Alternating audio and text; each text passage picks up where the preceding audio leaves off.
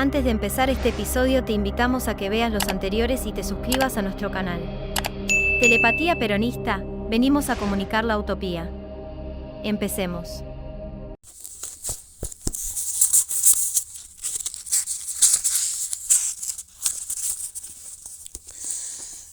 (24) La Argentina es un caos. El jueves 14 de junio, en la mañana muy temprano, recibí una llamada muy dura del general. Tras un breve y seco saludo, dio paso a una afirmación contundente. La Argentina es un caos. Entre otras voces que se oían alrededor, una de ellas claramente era la de la señora Isabel. Me afirmó que había miles de lugares tomados y que de inmediato ordenara desde el movimiento, y con el apoyo de la CGT y las 62 organizaciones, la rama femenina y la JP, la desocupación en absoluto orden. Y me encargó que lo hiciera sin consultar al gobierno, ya que estaba claro que no sirve para nada. En el último Perón, el doctor Jorge Tayana cuenta que justo una semana después, el 21 de junio, ya en Gaspar Campos, un general ostensiblemente nervioso y de mal humor arremetió: el Estado no puede permitir que los edificios y bienes privados sean ocupados o depredados por turbas anónimas, pero menos aún puede tolerar la ocupación de sus propias instalaciones. Para eso está la policía, y si no es suficiente, debe echarse mano de las Fuerzas Armadas y mandar a los intrusos a la comisaría o a la cárcel. Para salvar a la nación hay que estar dispuesto a sacrificar y quemar a sus propios hijos.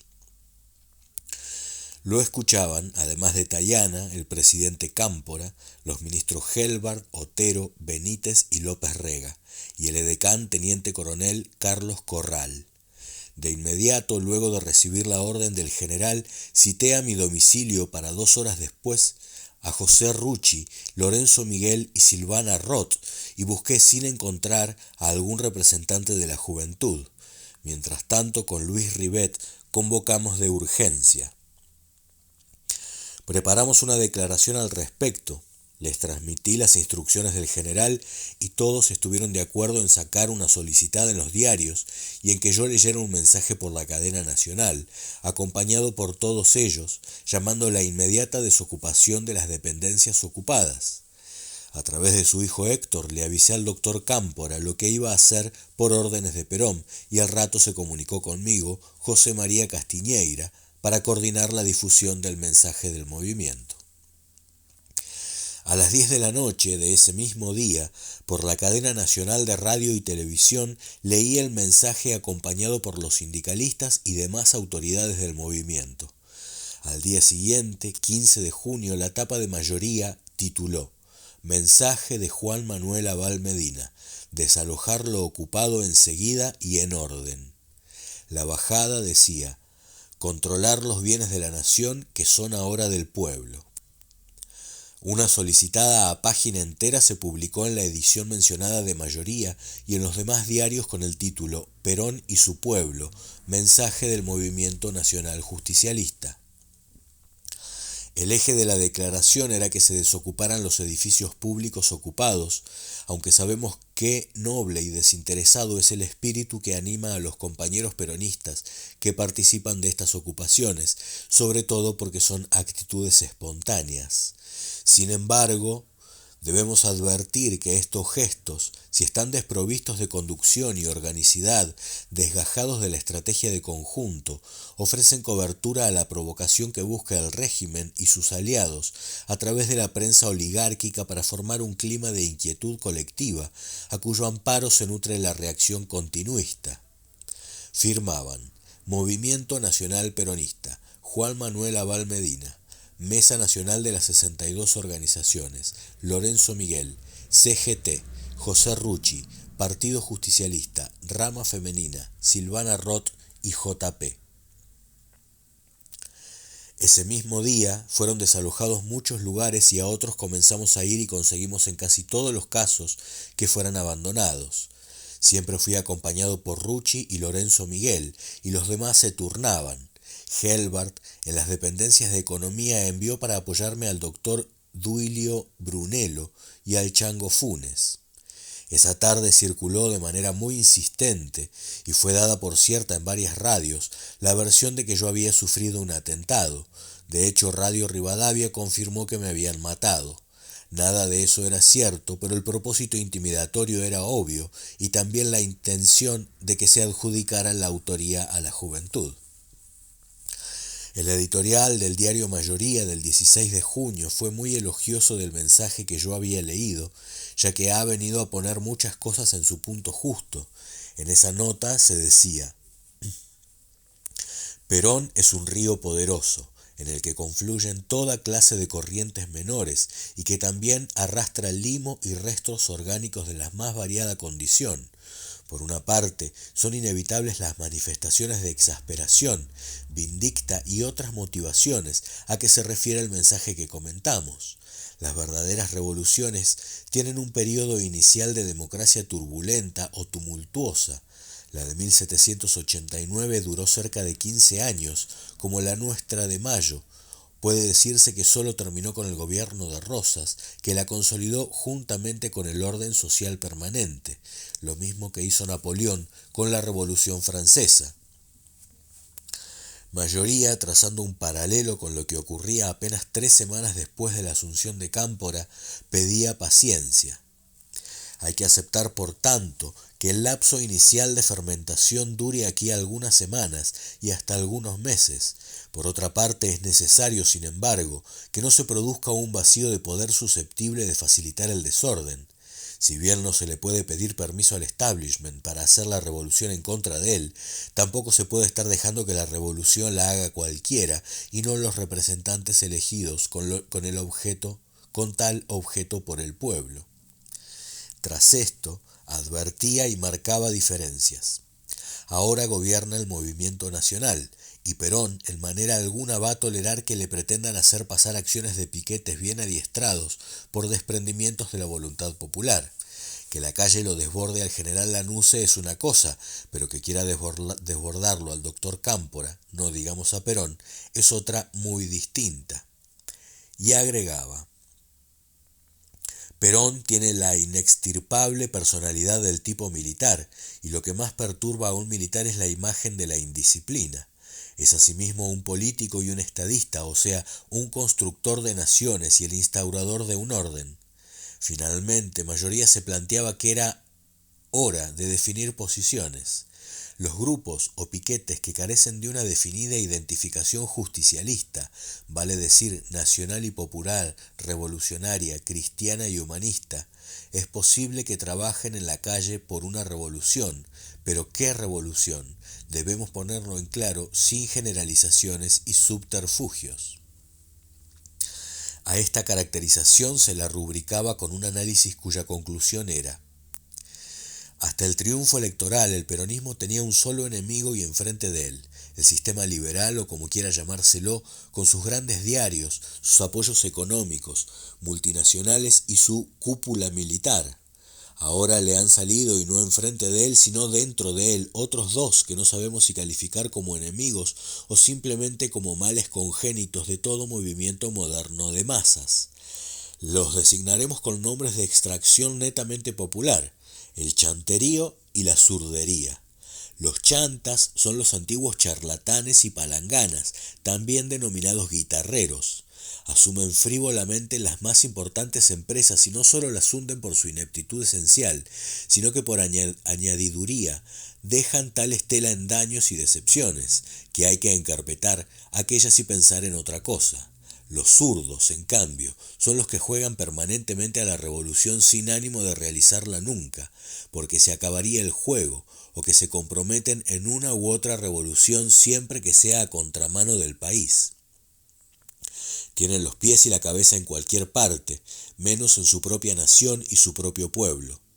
Constituyen dos géneros distintos de individuos, sin duda, pero se unen para resolver las cosas y perturbar todo proceso dirigido a establecer un orden. El interés de este texto es que Mayoría en sus editoriales importantes recibía línea directa del general. Ahora, varias frases tenían su impronta. The Buenos Aires Herald, que venía en los días previos informando con mucha alarma de las ocupaciones, señaló editorialmente el 15 de junio. En el momento justo, el secretario general, don Abal Medina, requirió ayer que se ponga fin a las ocupaciones, señalando que Abal Medina escogió muy bien sus palabras. Un orador menos cuidadoso podría haber citado los múltiples peligros del poder en manos de la masa, ya que el secretario general aclaró que los militantes no están actuando de acuerdo a ningún plan preconcebido u orden del partido mismo. Los demás diarios, aunque con cierta reticencia, también elogiaron la acción del movimiento peronista. La Nación señaló que se cuidó no dañar la autoridad del gobierno y reforzarla. De los lugares recorridos en esos días nos quedó la clara información, y así lo hicimos llegar al general, de que había gente de todas las tendencias del movimiento y de todo tipo de grupos ajenos involucrados. En algunos casos era evidente la intención de crear una imagen de desorden generalizado para adjudicárselo al gobierno, que tuvo reacciones lentas. Righi tardó 3 días en hacer un mensaje oficial en el mismo sentido. El día anterior ya se había pronunciado el radicalismo.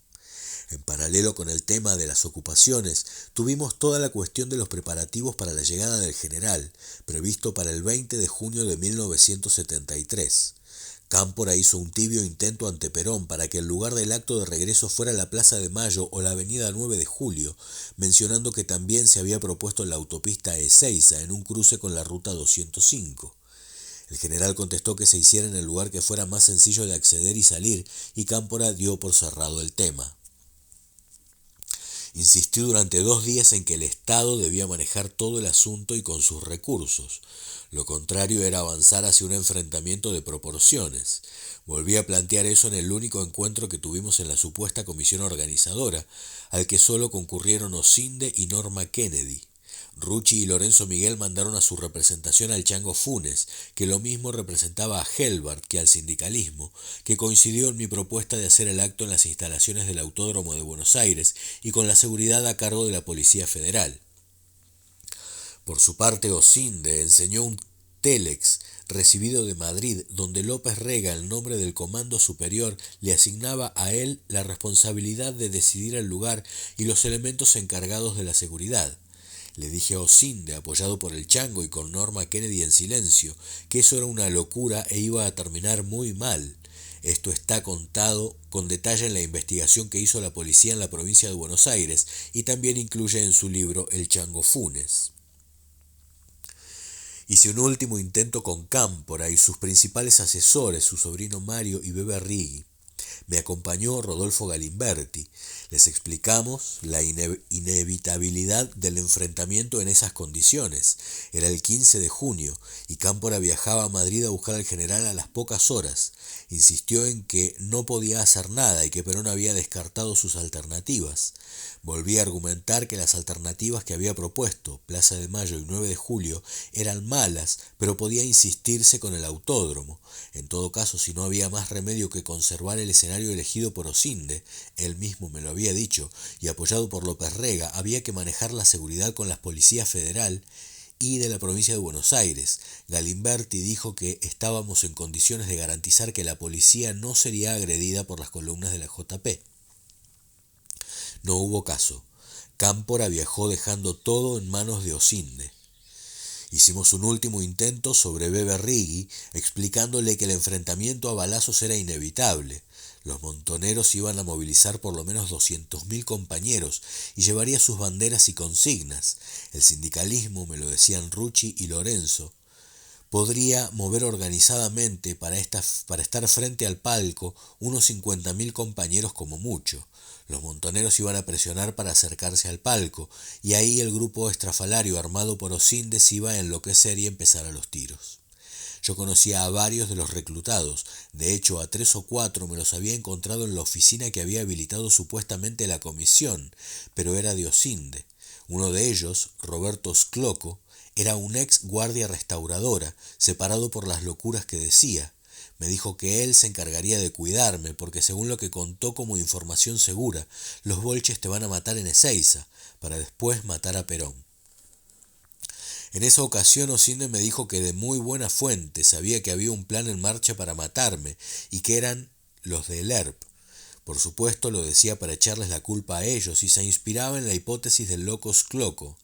Había también 2 franceses que habían sido cercanos a la organización del ejército secreto, OAS, por sus siglas en francés, pero que habían huido a la Argentina y trabajaban con el padre Georges Grasset en la revista Verbo de la Ciudad Católica, capítulo argentino de la Cite Catholique.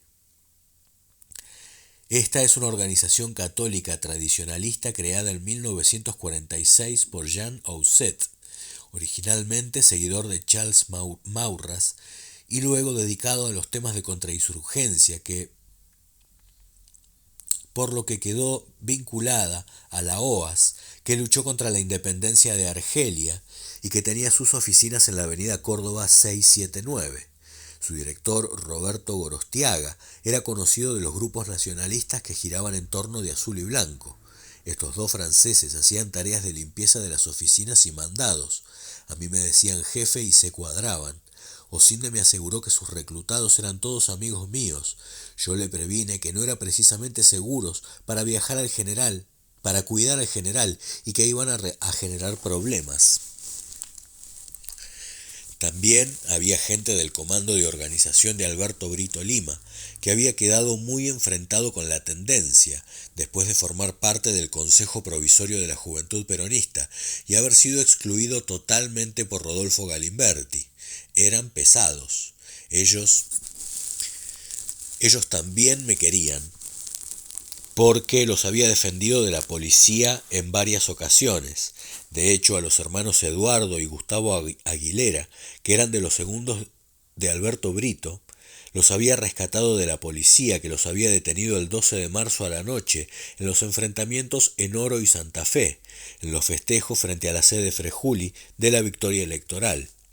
A Eduardo le habían dado un brutal palazo en la cabeza y lo llevaron varios compañeros del grupo de Galimberti al Hospital Fernández, donde quedó internado por unos días. El menor, Gustavo, resultaría gravemente herido el 20 en el Palco y estuvo más de un mes internado en el hospital de Ezeiza. Es cierto que quedaron enfrentados en un determinado momento José Luis Nel y el capitán Roberto Chavarri, pero se reconocieron, habían sido muy amigos en el nacionalismo y quisieron evitarse. Horacio Simona, el Beto, un joven que iba con Nel, le tiró a Chavarri y lo mató. Nel fue herido gravemente. José Luis Nel, originario de Tacuara, que había pasado por los Tupamaros, las Fuerzas Armadas Peronistas, FAP, y había llegado a Montoneros, tenía 34 años, quedó cuadripléjico y en septiembre del año siguiente se suicidó. Los sindicalistas habían aportado también grupos de pesados a la fuerza de Osinde. Estaba el Sopa, un gordo de la gente de Rucci, pero los principales escoltas buscaron en los días posteriores a Horacio Maldonado y Julio Mera, con los que tenían relación para aclarar que no habían participado.